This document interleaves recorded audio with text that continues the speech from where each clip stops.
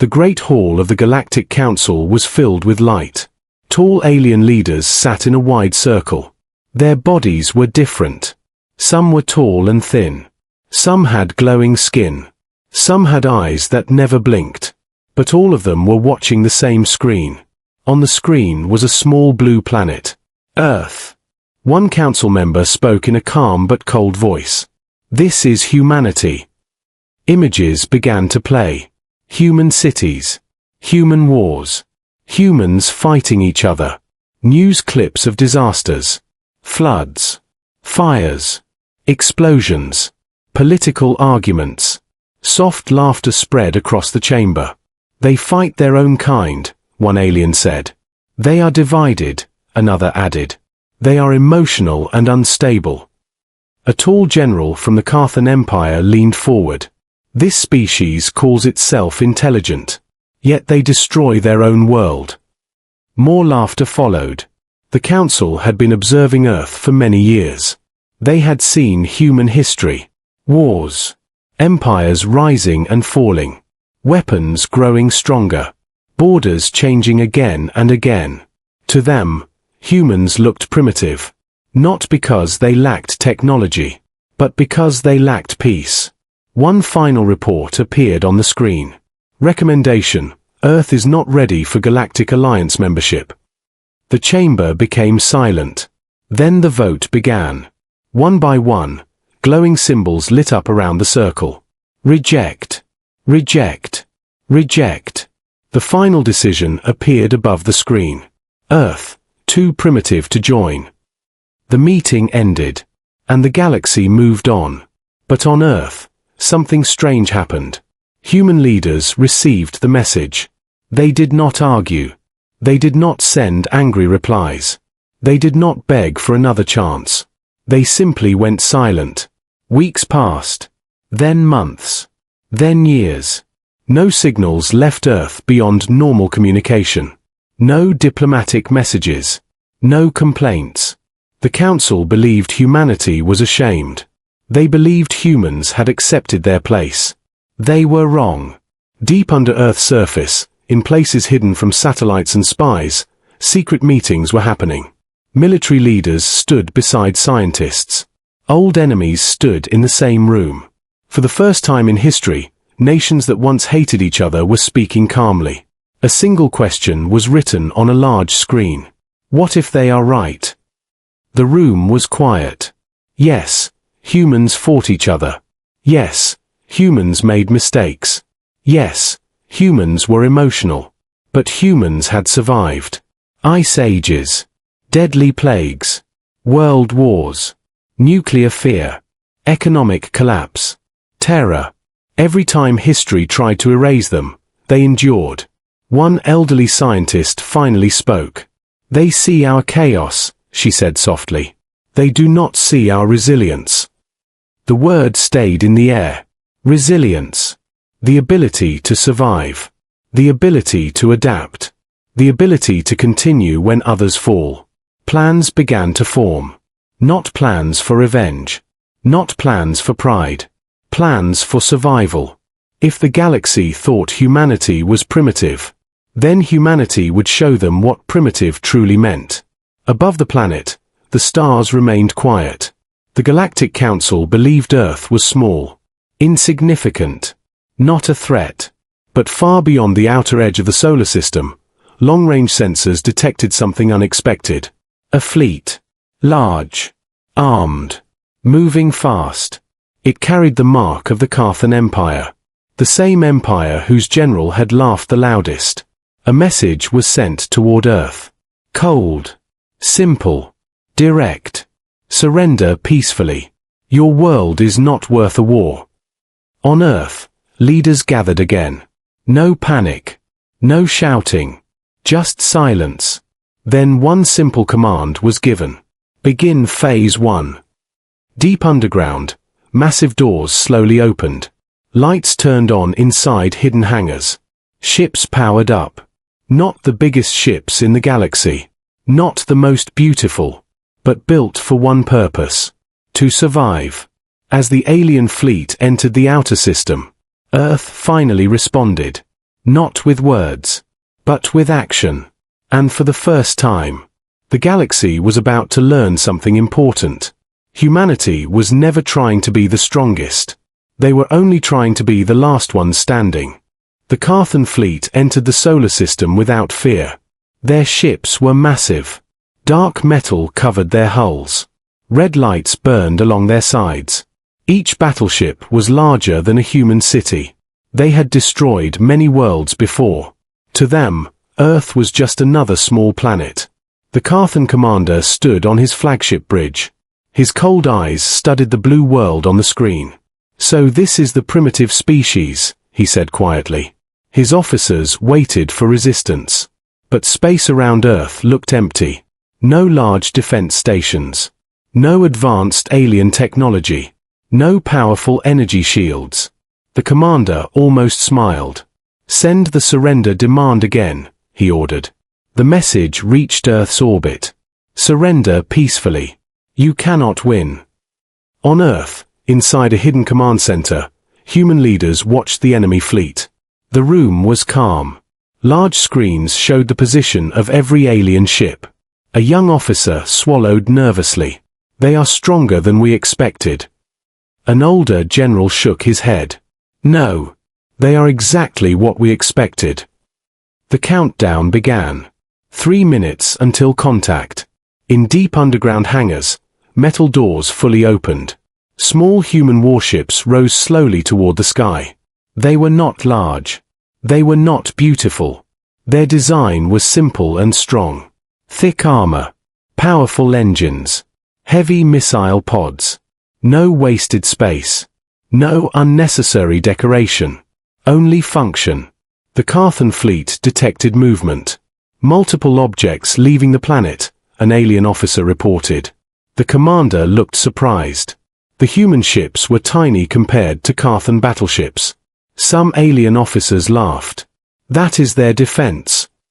But the human ships did not fly in a straight line. They spread out.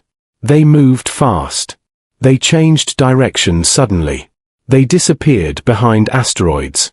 They hid in the shadow of planets. "Strange formation," the alien navigator muttered. The first human missile launched. It did not aim for the center of a battleship. It targeted the engine vents. A small explosion flashed. Not enough to destroy, but enough to slow the ship. Then another missile struck. And another. Within seconds, dozens of small explosions covered one Carthan destroyer. The ship's shields flickered.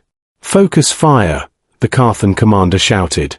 Massive alien cannons fired bright beams of energy. One human ship was hit directly. It vanished in light. The command center on Earth remained silent. No one shouted. No one cried. The general spoke calmly. "Continue Phase 1. The human fleet moved again. 2 ships sacrificed themselves, flying close to a Carthan cruiser. They exploded beside it. The blast damaged its shield generators. A third human ship fired a heavy torpedo directly into the weak spot. The cruiser broke apart. The first Carthan ship was destroyed. Silence filled the alien flagship. The commander stared at the burning wreckage. "This is impossible," one officer whispered. The humans were not stronger. They were not more advanced. But they were fighting differently. They did not protect every ship. They protected the mission. More human ships appeared from behind the moon. Hidden there for hours. They attacked from the side. The Carthan fleet formation broke. Confusion spread. The alien ships were built for clean, organized battle lines. Humans did not fight in lines. They fought like survivors. Fast. Unpredictable. Relentless. On Earth, the young officer looked at the screen in disbelief. "They're actually pushing them back." The general nodded slowly. "Humans have been fighting stronger enemies for thousands of years," he said. "In our own history, we were often the weaker side." Another explosion lit up space. A second Carthan ship was destroyed. The alien commander felt something new. Not anger. Not confidence. But doubt. He had studied humanity's history. He saw wars and chaos. But now he understood something he had missed. Humans did not survive because they were peaceful. They survived because they refused to quit. The battle had only begun. And already, the Carthan Empire realized something dangerous. Earth was not fighting for pride. Earth was fighting for survival. And a species that fights to survive does not stop. The battle did not end quickly. It spread across space like fire. The Carthan fleet tried to reorganize. Their ships formed defensive lines. Heavy cannons aimed at every direction. They were trained for order. Humans were trained for chaos. Small human ships moved between asteroids. They used debris as shields. They shut down engines to hide their heat signals. Then suddenly, they attacked again. The Carthan commander watched in frustration. "These tactics are irrational," one officer said. "No," the commander replied slowly. "They are desperate." But he was wrong. Humans were not desperate. They were prepared. On Earth, military leaders studied every movement of the alien fleet. Large screens showed patterns and weak points. A scientist spoke calmly. "Their shield frequency changes every 9 seconds. The general nodded. "Then we strike on the 10th. Human ships adjusted their weapons. They waited. 9 seconds. Then on the 10th second, hundreds of missiles launched together. The timing was perfect. 3 Carthan ships lost shields at the same moment. Human torpedoes followed instantly. Another explosion lit up space. The galaxy was watching now. The Galactic Council opened emergency channels. They had expected Earth to fall in hours. Instead, Earth was holding the line. One council member whispered, "This species adapts too quickly." Back in battle, the Carthan commander made a bold decision. "Send the heavy carrier forward," he ordered. The largest ship in their fleet moved ahead. It was enormous, covered in layered armor, strong enough to destroy continents. Its main cannon began charging. Energy gathered at its core. If it fired, Earth would suffer massive damage. In the human command center, alarms sounded. "That weapon will reach Earth in 4 minutes, an officer warned. Silence filled the room. Then the general gave a new order. "Activate Shadow Group." Far behind the battlefield, something moved. A group of human ships that had not yet joined the fight. They were smaller than the others. Faster. Built for one mission only. They had been waiting in deep space, hidden and silent. Now they accelerated toward the Carthan carrier. The alien commander saw them too late. "Intercept them," he shouted. But the human ships ignored enemy fire. One was destroyed. Then another. The remaining ships pushed forward. They did not fire at the carrier's weapons. They aimed for its communication array. Direct hit. The massive carrier lost coordination with the rest of the fleet. Its formation collapsed. In that moment of confusion, all remaining human ships attacked together. Missiles. Torpedoes. Railguns. They struck the same weak point again and again. The carrier's shields failed. The main cannon stopped charging. Then the largest ship of the Carthan Empire exploded in a wave of fire and broken metal. Silence followed. The shock spread through every alien vessel. The Carthan fleet had never lost a carrier in open battle. Never. On Earth, no one celebrated. They were too focused. Too calm. The general spoke quietly. "They are not invincible." Across the galaxy, the council members stared at their screens. This was no longer a simple defense. This was a message. Humanity was not trying to prove power. They were proving endurance. The Carthan commander stood frozen on his bridge. Half his fleet was damaged. His strongest ship was gone. And the primitive species was still fighting. He finally understood something terrifying. Humans were not afraid of losing ships. They were afraid of losing their future. And when a species fights for its future, it becomes unstoppable. The battle was not over yet. But for the first time in history, the Carthan Empire began to fear a world they once laughed at. And fear changes everything. The battlefield grew quiet. Broken ships floated in space. Fire burned slowly in the darkness. Signals from damaged Carthan vessels filled the silence. The human fleet did not chase them. They waited. On Earth, people around the world watched the battle on live screens. Cities were dark to save energy. Streets were empty. Families sat together inside homes. For the first time in human history, nations were not arguing. There were no borders in this moment. There was only Earth. Inside the command center, the young officer looked at the general. "Why are we not finishing them?" he asked. The general answered calmly. "Because this was never about revenge." He turned to the main screen. "Send the global broadcast." Across every human network, one message appeared. Not just for Earth, but for the galaxy. The Galactic Council received the signal too. They watched carefully. A human woman appeared on the screen. She was not wearing military armor. She wore simple clothes. She looked tired, but strong. She spoke clearly. "You called us primitive." Her voice was calm, not angry. "You saw our wars, our mistakes, our chaos." She paused. "You were right about one thing." The council members leaned closer. "We are not peaceful by nature." Images appeared behind her. Ice ages. Ancient humans hunting in snow. Plagues spreading across old cities. World wars with smoke and fire. Natural disasters destroying homes. "We were born in struggle," she continued. "We learned to survive in a world that tried to kill us many times." More images appeared. Doctors fighting disease. Engineers rebuilding cities. Rescue workers saving strangers. Enemies shaking hands after war. "Every time we fell," she said, "we stood up again." The Carthan commander watched from his damaged flagship.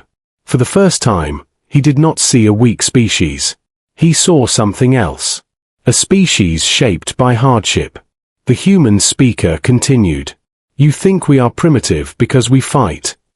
But fighting is how we learned." She looked directly into the camera. "We fight each other.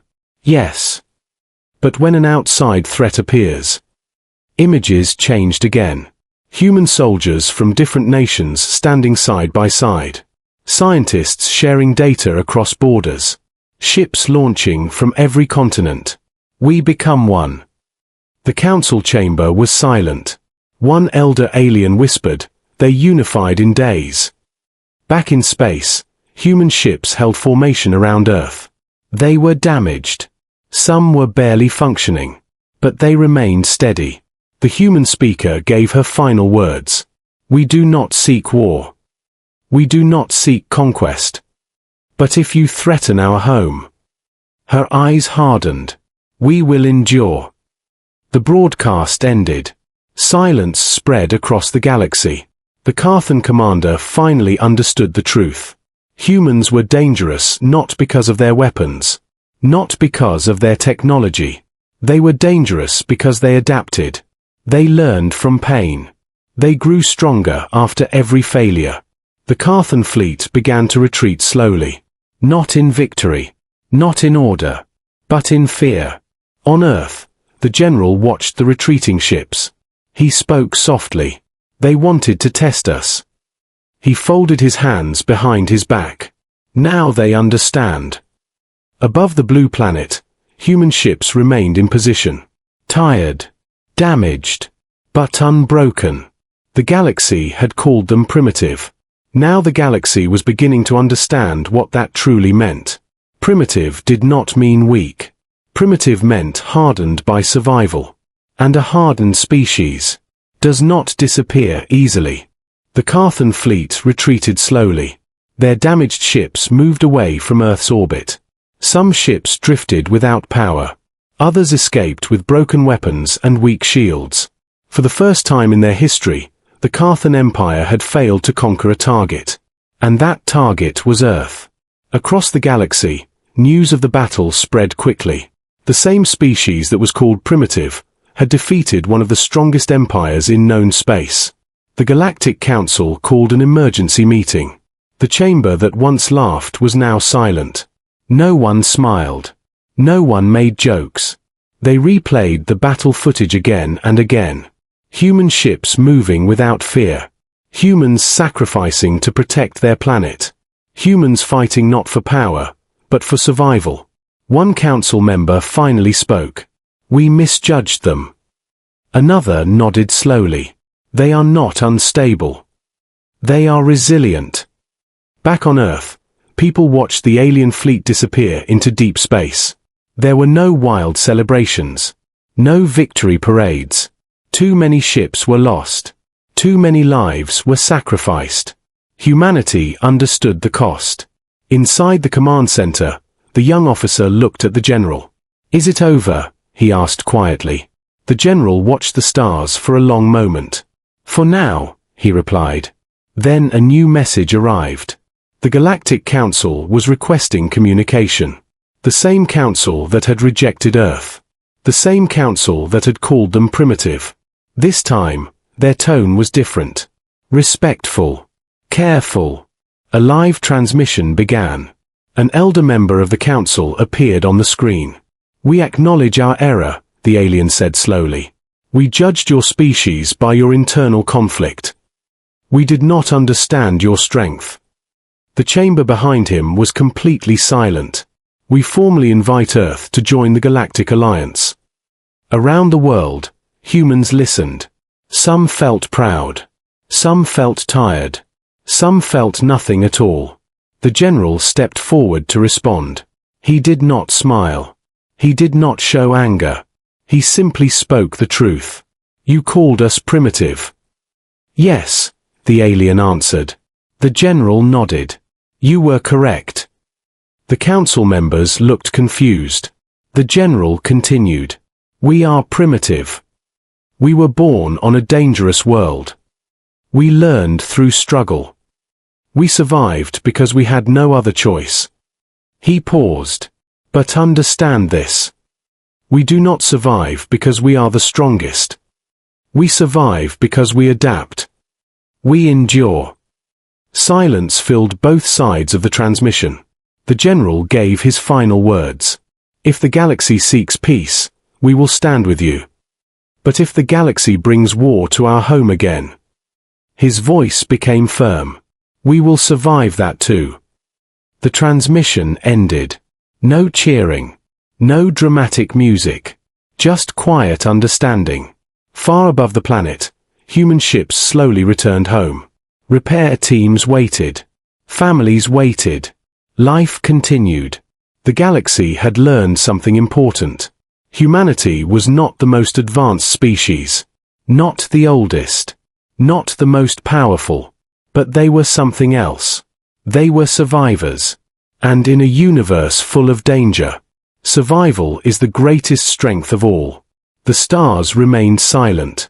But this time, no one laughed at Earth.